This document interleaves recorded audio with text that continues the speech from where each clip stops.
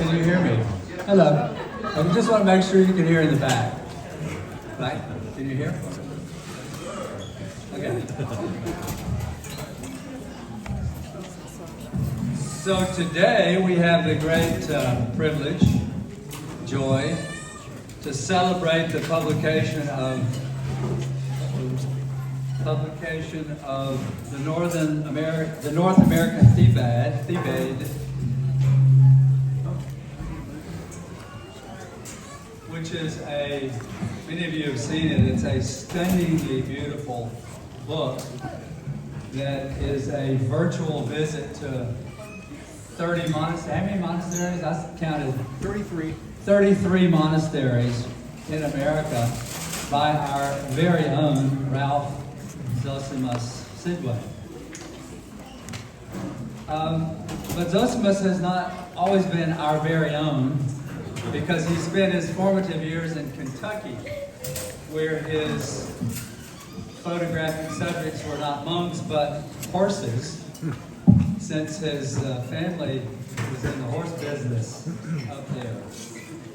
Zosimas continued to pursue his passion for photography, becoming an acclaimed professional photographer in Kentucky.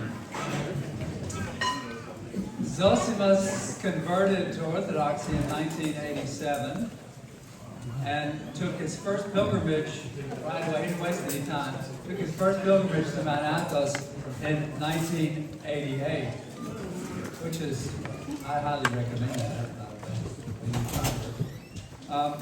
During his second pilgrimage to Athos, Zosimas and I first met by God's providence, when at the last minute I filled a cancel spot on a pilgrimage that was led by his priest, Father Joseph Addy of blessed memory of Louisville.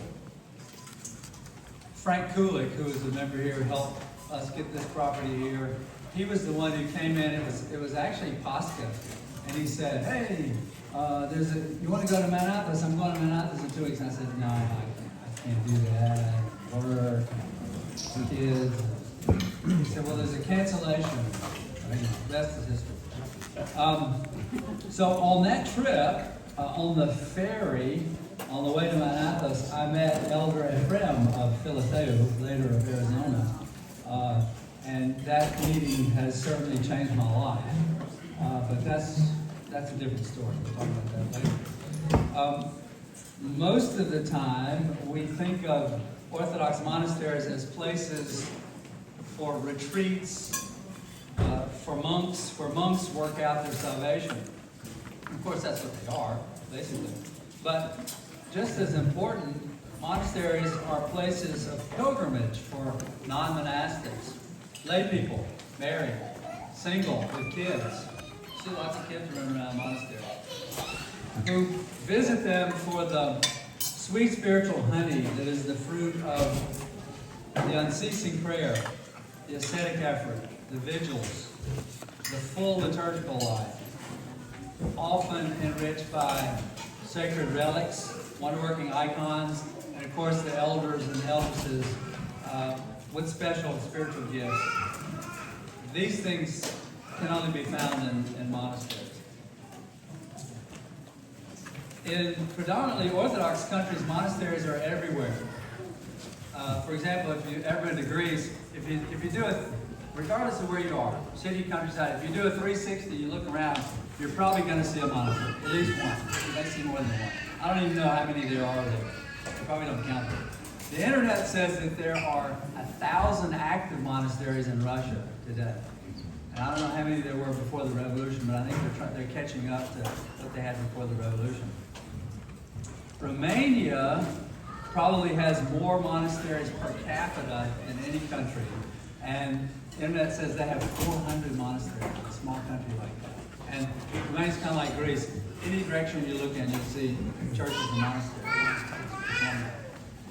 But in the spiritual desert of America where we live, Orthodox monasteries are few and far between, requiring long drives, cross-country flights, boat trips. But thanks to Zosimas who drove over 20,000 miles. That's in his book. He drove over 20,000 miles. Plus ferry trips. Did you kayak anywhere, like St. Innocent? Did you kayak in any of I did not kayak, okay. but I took a skiff. Yeah, you took a skiff. That sounds small enough for me. Thanks to his efforts, we have this wonderful book, which offers a candid glimpses of many of the sacred monasteries in our own country. So now we have the privilege, and Zosimas has been with us. He was with us for a couple of years in 2014, 15. Yep. But he's come back to us since 2022, and I told him I hope he stays with us because it's been a blessing. We have the privilege to hear from our very own Zosimas some of his insight on the publication, the making, planning and making of that wonderful book. Thank you, Zosimas.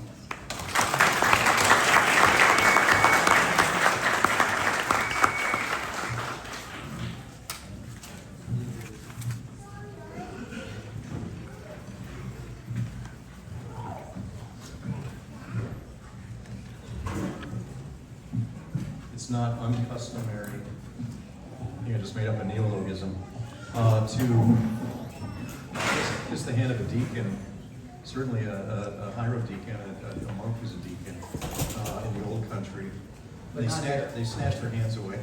So that's what we were doing. I was trying to kiss his hand, and other deacon snatched it away. Thank you for the wonderful introduction. And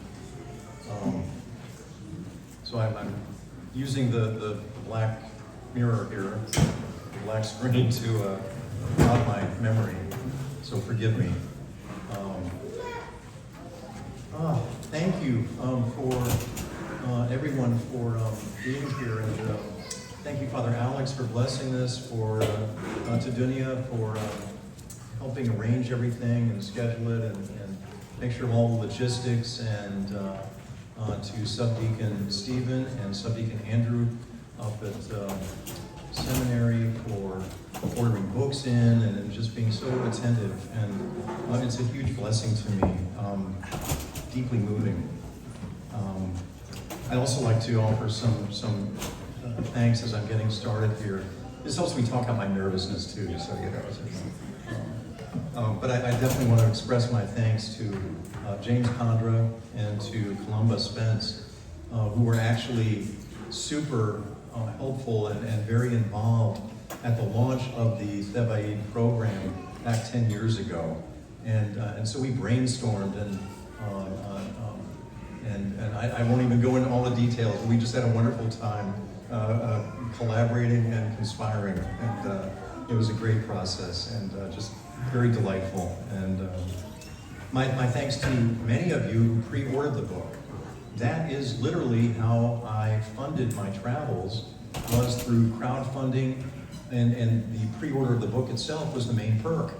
And so many of you helped, and you know, for every pre-order, you know, that's I would think of it in terms of, wow, that's at least 2 tanks of gas. You know, there was always an equation going on there, and so that was very special.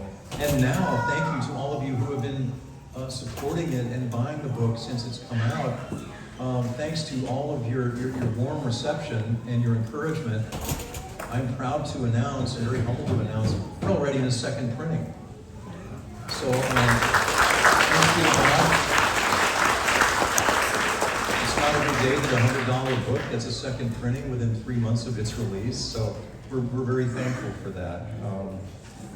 So thank you all. I understand we have limited quantities left today, but that's a problem easily rectified, so we won't sweat it too much.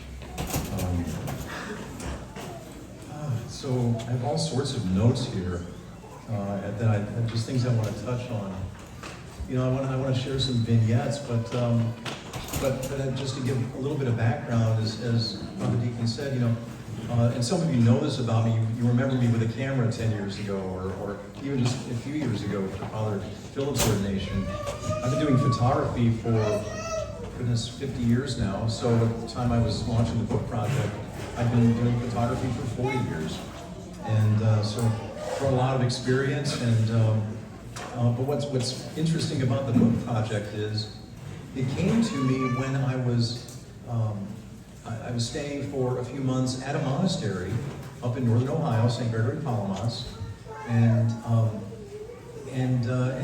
was testing the life. It's a rigorous life. I was able to keep up with it, but I felt like I was always stumbling to keep up.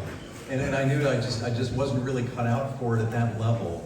And but about a couple of weeks before I was coming up on my kind of decision point of of making taking a break and trying to assess everything. That's when the book project kind of blossomed for me, and I had even the title of it. Oh, this is interesting. So that's when I started planning it, and about a year and a half after that, when I was up at Elwood City at Holy Transfiguration Women's Monastery, Mother Abbess Christophora brought me a sheet of paper while I was at the monastery, and she handed this to me, and I said, "Oh, what's this?" She said, "Well, open it up." So I opened it up. It's a letter that she had saved that I had written to her in 1992 after I came with my parish on a group pilgrimage from Louisville, Kentucky, St. Michael's, led by Father Alexander Addy, and we stayed there for almost a week.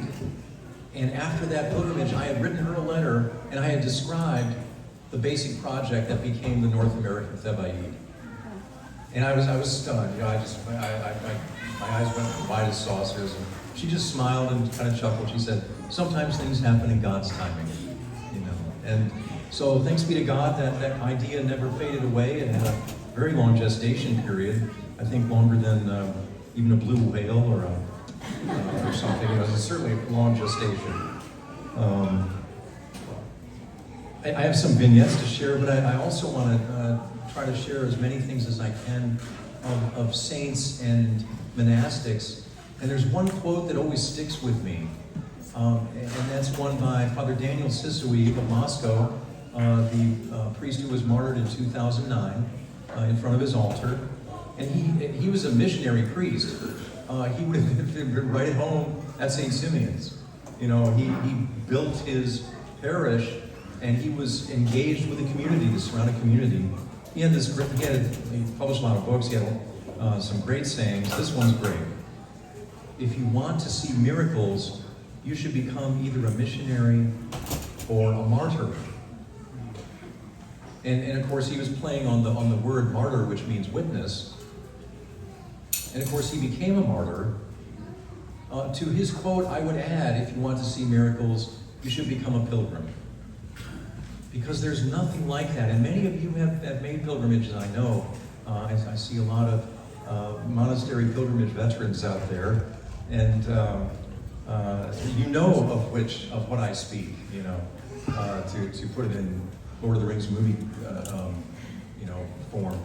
You know of what I speak. And there's this something happens when you set foot on the ground, and you're all of a sudden you're moving in a different world, and you enter into this neptic community of these watchful monks or nuns, and they're diligent, they're prayerful.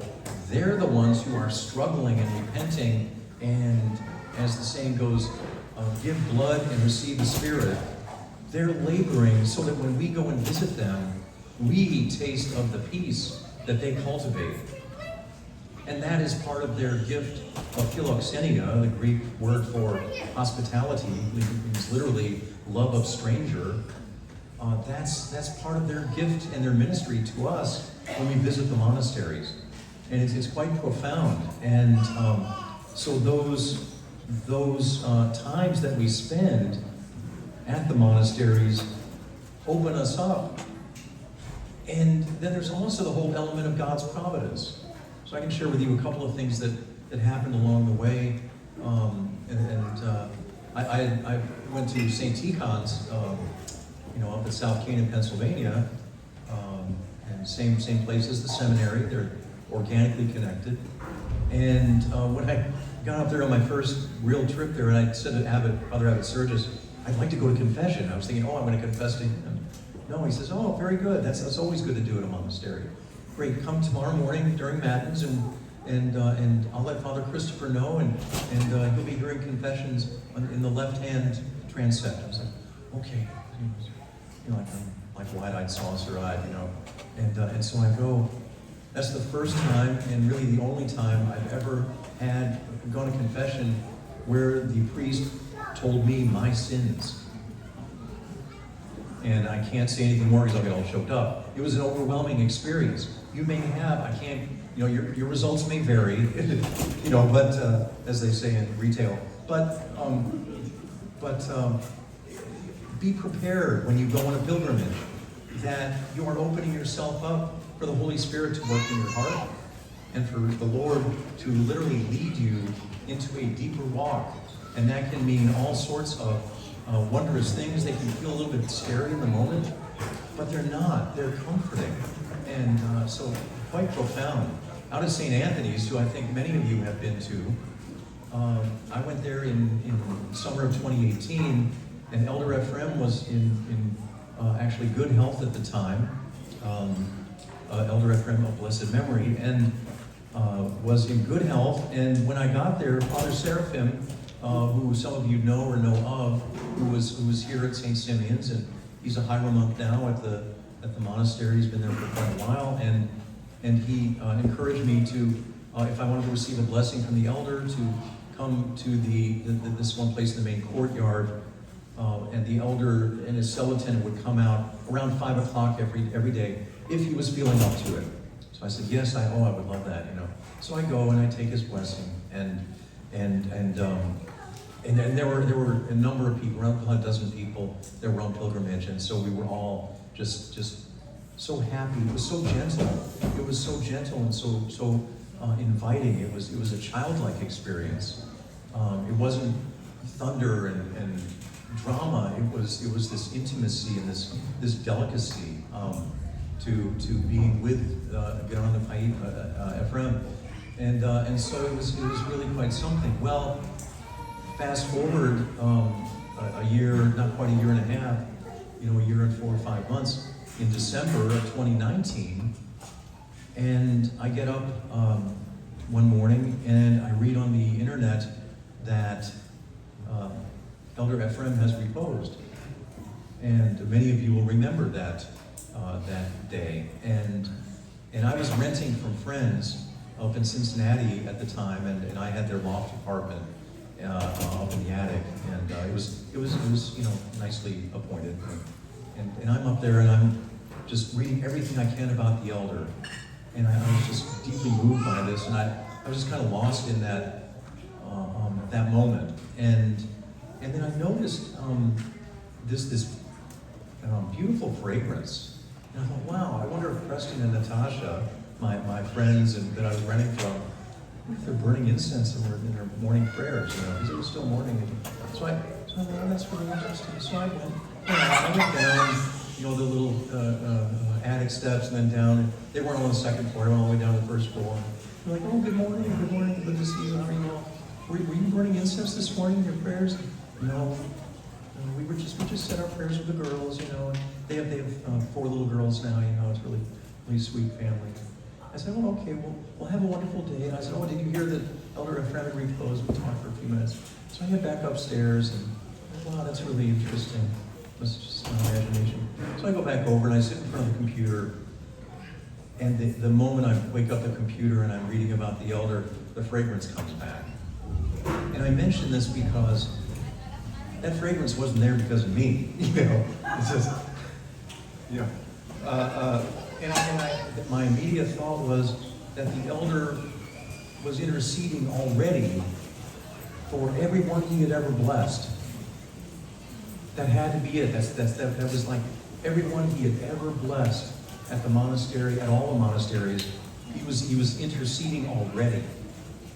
So this is the kind of account that I really need to share that with Abbot Paisios at St. Anthony's, because I think that that's the sort of witness to sanctity that will contribute to him being glorified as a saint in the near future. It's a very compelling sort of thing, and that's what happens at our monastery pilgrimages. These are the sorts of encounters that we have. Monasticism in America has come to maybe an adolescent period where we have founders who have reposed. There's Mother Alexandra of Elwood City. There's of course Mother Seraphim Rose at Platina. There's so many. There's Abbot Seraphim at Holy Cross. There's so many now. I could go on and on and on about this whole aspect of it, but I just want to kind of emphasize that we're entering into a flourishing of monasticism in America, with new monasteries now being founded. Mother Nectaria at St. Paul's Ski, Antiochian small women's ski just outside Memphis, she reposed a couple of years after I photographed, several years after I photographed her for the book. And to their credit, Metropolitan Savas and the Antiochians brought Hiram Monk Paul over from the Holy Mountain to launch a new monastery, a small men's monastery. So we have a new monastery just outside Memphis. That's perhaps the closest one to us. Also outside Atlanta, there's a fledgling monastery founded by Archimandrite John Townsend at St. Mary of Egypt, Rockport Parish, dedicated to the Optina elders. So there's growth, there's new monasteries being founded, and this is a great joy for us all. I think I've gone on long enough. I'm conscious of time and everyone's time. So I'll try to tie it up here with some simple comments about other books, not just mine, especially all of you young families. There are some great children's books out there that you may already know about, and I can't encourage you enough to. They're not just for kids, they're for adults. I get all teared up, choked up looking at these books. They're wonderful. There's The Monk Who Grew Prayer. It's already a classic. I think it's 15 or 20 years old now.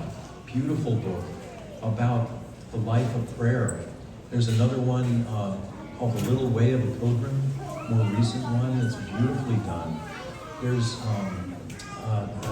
Matthew goes to and learns how to paint the icons. You all know what I'm talking about. Some of you will recognize these. My poor descriptions. I didn't jot down enough titles. Forgive me. But so for those of you with young families, I would so encourage you to make pilgrimages. The monasteries love to have the children come, and that helps form them in our Orthodox faith. And so that would maybe be my simplest encouragement for all of us to approach our pilgrimages as children, and to receive the grace that we get just by stepping foot on the monastery grounds, by attending the divine services, going to confession, venerating the icons, the holy relics, and then that infuses our prayer lives and our